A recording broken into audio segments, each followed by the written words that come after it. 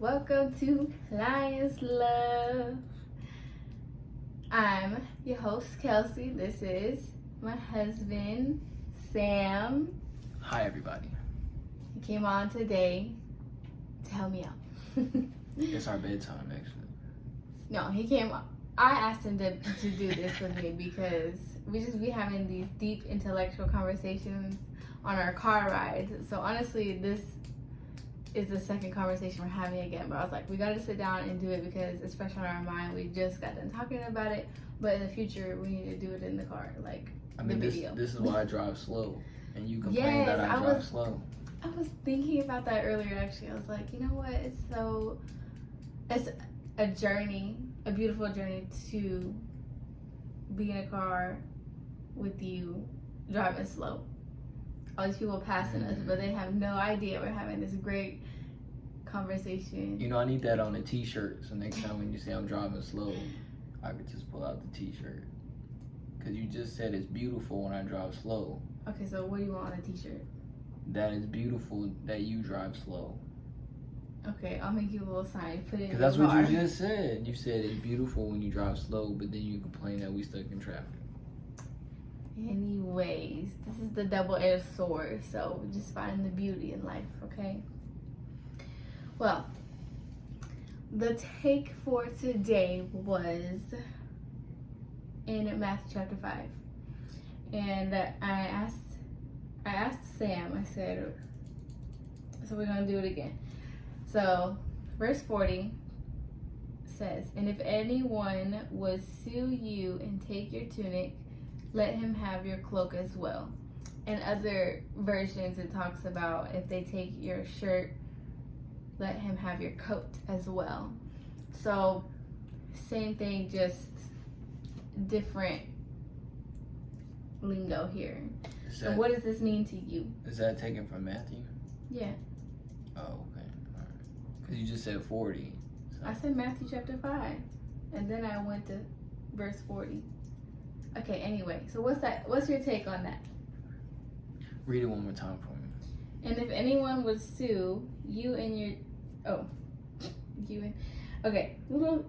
And if anyone would sue you and take your tunic, let him have your cloak as well. Cloak? What is that, like a coat? Yeah, we'll just say shirt and coat. Let him have your coat as well. Oh, okay. And you're asking me what that means to me? Yes. Well, how I interpret that is that we should help one another that's in need. You know, whether if that's material-wise, like, you know, giving a shirt and a coat, or just with, you know, life advice. Like if you went through a terrible situation and you see somebody that might be going through the same thing or is going through the same thing, to give words of wisdom. Period. Yeah. Oh, you want me to say period? No. I'm not saying I wasn't saying that.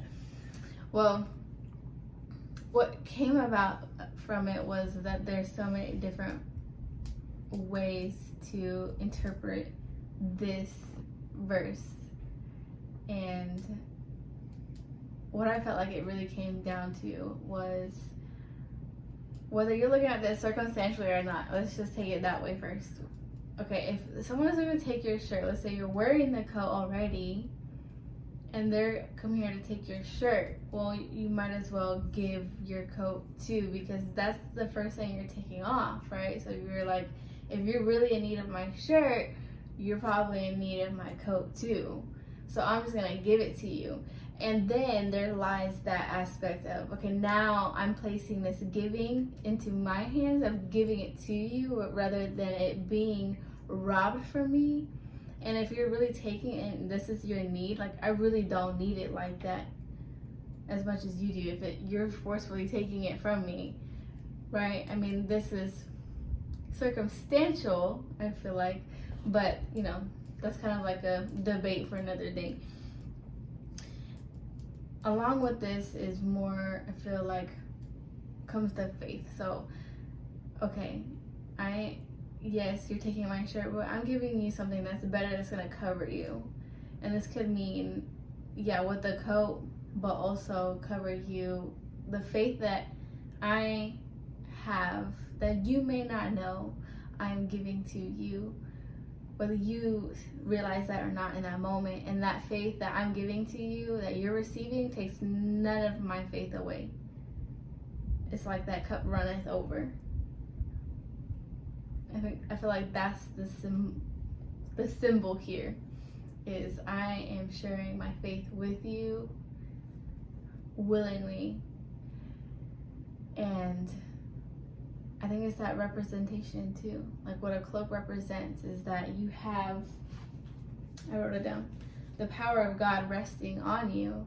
And I'm wanting to willingly give that over to you, so you have the power of God resting on you, and having that faith and trusting God that He's gonna work in that person, that He sees that, she sees that, like, you're gonna feel that power too, and you're gonna come to the source.